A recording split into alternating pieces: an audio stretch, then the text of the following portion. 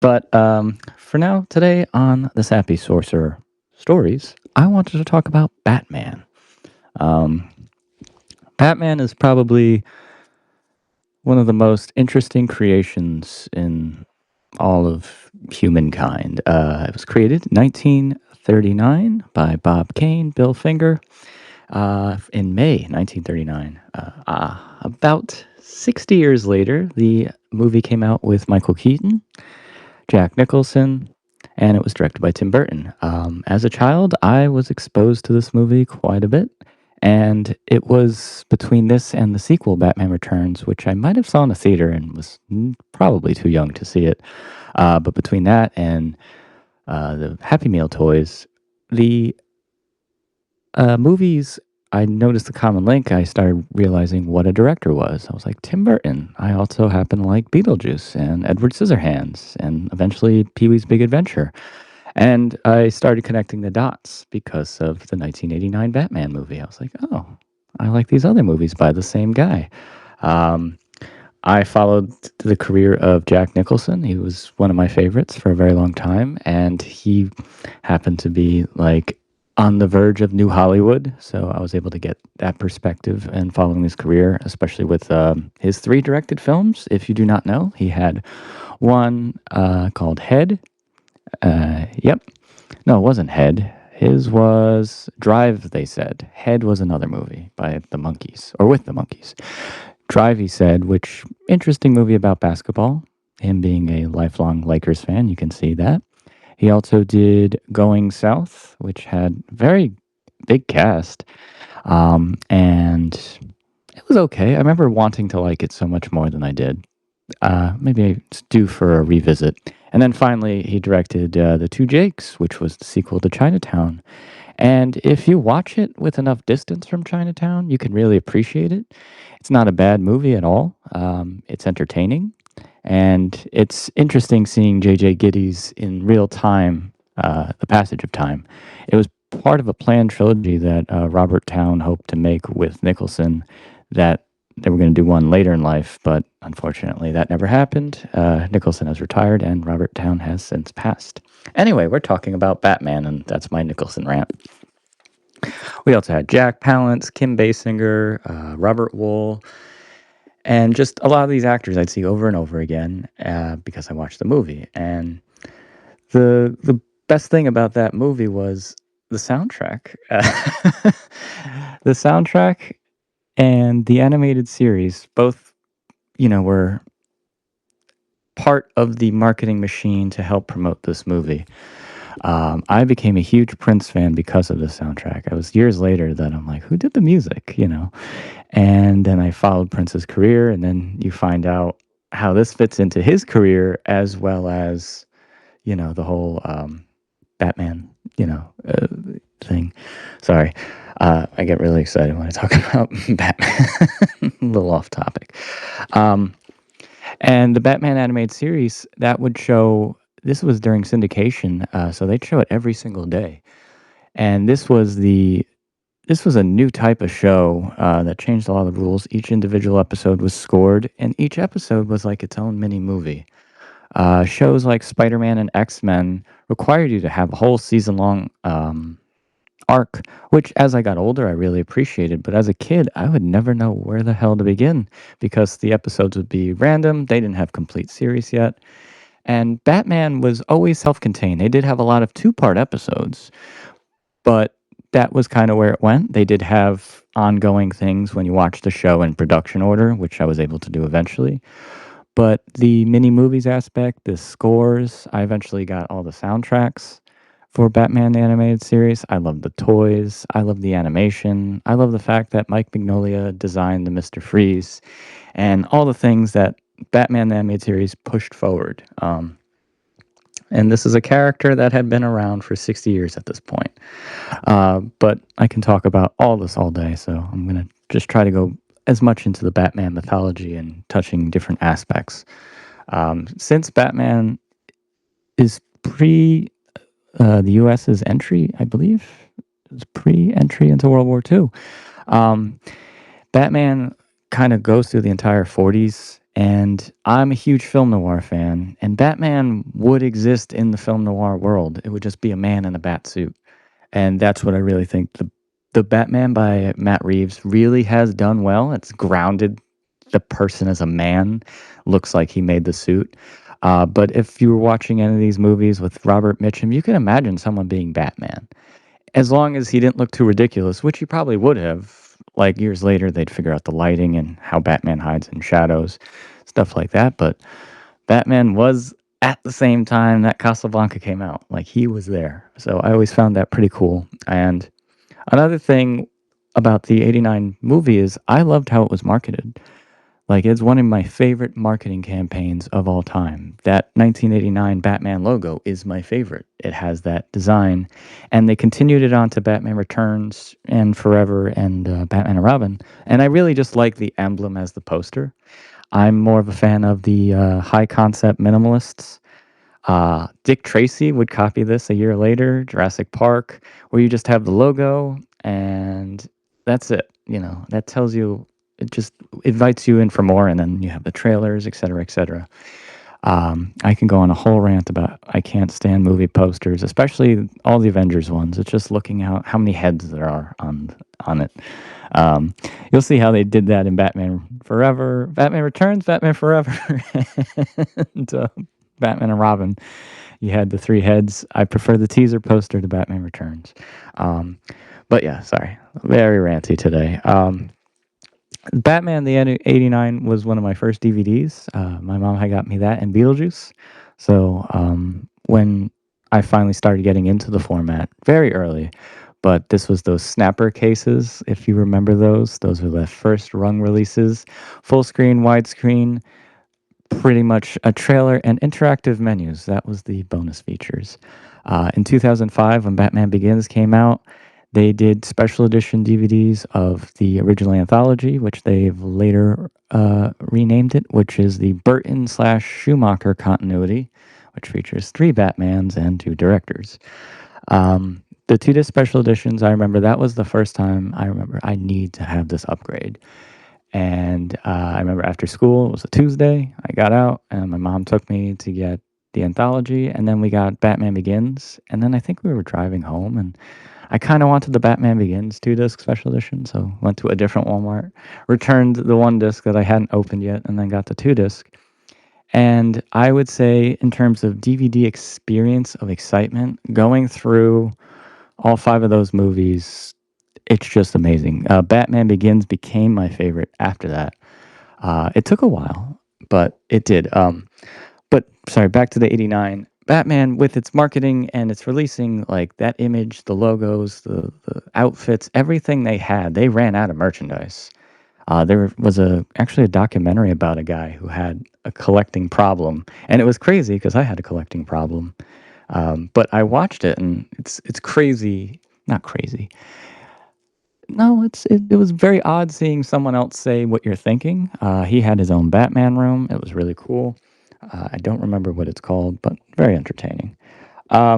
So with the whole thing of Batman, that movie got me into Prince. That got me into like liking Warner Brothers as a studio. Then they were my favorite DVD studio. I liked how they handled home releases, just their presentation and their library. Just how they handled themselves as a studio. At least when I was growing up, because I was a Warner Brothers DC kid, and we live in a world of Marvel Disney people. So I always felt a little out there. But because of Batman, I eventually got into the animated series, led into Superman, led to Justice League Unlimited, Batman Beyond, and then there were more characters. Because when I'd seen Batman, he'd always been isolated. I'd seen Super Friends, and I knew the concept of him teaming up, but I really never followed the comics. I like the comics as their inspiration, but I just like the character, I think, more than the medium he started in, which would be a fair assessment. That's where he lives, and that's where most of his stories are, but he got global because I think of some of the other adaptations. Um, yeah, so with like even going into the Superman movies, the following year was Superman Returns, and then they had a similar Superman DVD set because I had the originals. and that was just incredible. Between those 2 years, 2005 and 2006, having Batman Begins and Superman Returns, and them having a full launch of their archive on disc. That was, when movies used to come out, maybe last I'd say when physical media was still more or less in its infancy, they still do. They used big box, like when they'd have a remake or something, that was their excuse to release like the complete series on DVD. And so many of these things that you never would have thought would release because of it. So I was very thankful for that. Batman also crossed over into video games. Batman Returns, I had that on the Super Nintendo by Konami. They also had The Adventures of Batman and Robin, the based on the animated series, and that was on Super Nintendo, Sega Genesis, Sega CD, and we go on to the new animated adventures with Batman Vengeance, which is still fun to play. There's the Arkham Asylum series. There's DC versus Mortal Kombat. Batman, has been in video games, so not only do I rent a video game, there's Batman, there's wrestling, there's so many different things. The Arkham Asylum franchise was just that was like a resurgence for me because I had been a lapsed gamer during PS3 and Arkham Asylum came out and I was obsessed with that game. Like I kept playing it on the hardest level. And then Arkham City came out and when you incorporate Escape from New York, John Carpenter with Batman, you have a very happy Sappy Sorcerer. One of my all-time favorite stories. The cast was incredible. I wish they would do some sort of adaptation of that. They do have a movie within that universe. It's Assault on Arkham, and if you watch that, you realize what the Suicide movie should have been. Just that. But the Arkham so a video game also made its way into animated film. Crazy, right? But it's a very entertaining movie. And I mentioned before with the Batman Nolan franchise, Batman Begins, when it came out, I remember I saw it in the theater and I liked it. I just didn't like the fact that it wasn't as cartoony. As a kid, you have to remember, this is me just beginning high school. So I was used to, Batman, Batman Returns. I also grew up during the WWF New Generation era, so I was into the more colorful, outwardly less grounded in reality. And Batman Begins became a movie that every time it was on, no matter whose house, if I saw like the mountains in the opening shot, I would sit down. And then eventually it became probably my favorite Batman movie. And I'm like, but the Joker's not in it. And the Joker is one of my favorite characters. But Ra's al Ghul, which bothers me to this day that they say Ra's al Ghul. If you watch the cartoon, it's pronounced Raish. The guy who wrote the comic and created the character wrote the animated series episode and has the pronunciation. Big pet peeve from that. But The Batman Begins, I was so excited for that movie. The Dark Knight, when that came out, I think that was the most anticipated movie of my life. Maybe after the Batman Part 2 might be, after as long as I'm waiting for it. It will come out 20 years after. But I had a countdown for that movie, and after watching it, the tease of the Joker, I'm like, ooh, what's this guy, Christopher Nolan, who I really didn't know at the time. He had done a few films. What is he going to do with the Joker in this world? And then I became so excited, and then I followed every single casting news. Batman on film. Forgot the guy who runs it. Tet, is it Jet? I don't know. He followed every single thing and every like casting announcement, just every little detail of that movie. I felt like I made it. And then during the production, of course, that January, Heath Ledger had passed, which I was very upset because I liked Heath Ledger and I wanted to see him. I wanted to see where his career was going to go. And one of the frustrating things is after he passed, everyone's like, "Did he finish the movie?" I'm like, "That really wasn't my first thought, second or third thought." Um, and I was really looking forward to this movie, but that just wasn't my thought. Then we also had the Aaron Eckhart, and as it came out July, so it was a hard getting through school at that point because I just could not wait, and I would get excited about different aspects. I'm like, "Oh, we got another Batman movie, but we got a new Joker. We also get a new. They're teasing Harvey Dent. Well, we get Two Face."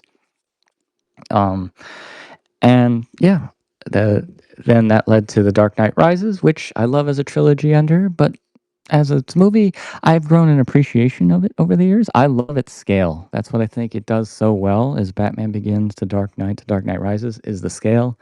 There was some very questionable choices in there, especially with the end and The death scenes, I was like, eh. I do like its ending. It's different, but it also gives Nolan's story like a bow, and it's that Bruce Wayne, you know. And I kind of like the idea that he presents there. Not too long after that, we had Ben Affleck take over in Batman vs Superman, which I loved Ben Affleck's performance. Batman vs Superman, when that came out, I wasn't the biggest fan of it. And then I saw the Ultimate Edition, and then each time I watched it, I liked it better. Same thing with Man of Steel. So it took a while to get used to it, and then the whole Justice League arc, I feel like they shoehorned him in there. I wish we would have had a solo Batman movie with Ben Affleck, and the start of that resulted into the Matt Reeves. But at the end of the day, I really wish we would have had that. It would have probably made us get into it a little bit more. Um, but yeah, and through the years, every time there would be a new Batman, I think when I was younger, I'd be against it. Like the Batman in 2004, which was launched to coincide with the Batman Begins movie. I was very against it because I was like, well, we have the animated series. This won't replace it. And then that's the whole idea. It's not to replace it. And I had outgrown that market. And I mean, if you're in high school, people tell you you're too old to be watching Saturday morning cartoons. At least then, people are very judgmental. But the Joker was different. And later, after the series, like where it went, I really appreciated its 5 season arc of him being solo, and then he slowly but surely got his other characters. Oddly enough, at the same time, Justice League Unlimited was still going, and there was kind of a bat embargo, so that Justice League couldn't use any characters in the Batman. And every time, like when the Teen Titans show ended, he showed up on Batman. They didn't want to have too many multi characters at the same time. Now we'd all laugh at that, but then you couldn't really handle it. But seeing as the DC animated universe was so Batman dominated, it was kind of nice not to see all of his villains because Batman has the best rogues gallery. Batman can exist without the rest of them. They can exist without him too, but it's just he's his own thing. Um, and then there was the Batman Brave and the Bold, which that was a completely different take. There was Beware the Batman, which didn't nobody really liked. Not nobody liked. Well, see, nobody really watched it. It was a animated CGI. It was computer generated, similar to Green Lantern. Didn't last too long. I think it lasted a season or 2 seasons. Um, but it was kind of cool the direction they were going, and they tried to go a different way, which I always appreciate. I'm starting to rant here, but I just wanted to give this another shot. I am extremely excited for the upcoming Batman Part 2 by Matt Reeves. I love the Penguin. And one of the things I think you'll see a lot on social media, like who is the best. And after a while, I used to think that, and I'm like, I really don't care. There's preferences, but there's different times I want to see all of them. I'd say the same thing I feel concurrently with Spider-Man. I used to be against every single Spider-Man that came out after Tobey Maguire. I was like, "Ah, Andrew Garfield." I'm like, oh my God, Andrew Garfield. Oh, Tom Holland, he's no Andrew Garfield. Hey, all three of them. So I would say the idea of the character being our modern mythology, which I've heard said numerous times, like Mark Hamill's made that comparison, like it's like our Zeus. There's no one definitive story of this character, which is true, and it's something that uh, was created by a couple of artists, maybe 100 years in 1939. So we're not too far off. If I could math, almost 90 years. We'll say 90 years of Batman. Uh, One of my all-time favorite characters. Thank you so much for joining me. I think once again I am all by myself, but I'm trying to get a little bit more comfortable with these. I am the Sappy Sorcerer. Thank you so much, and I will see you next time.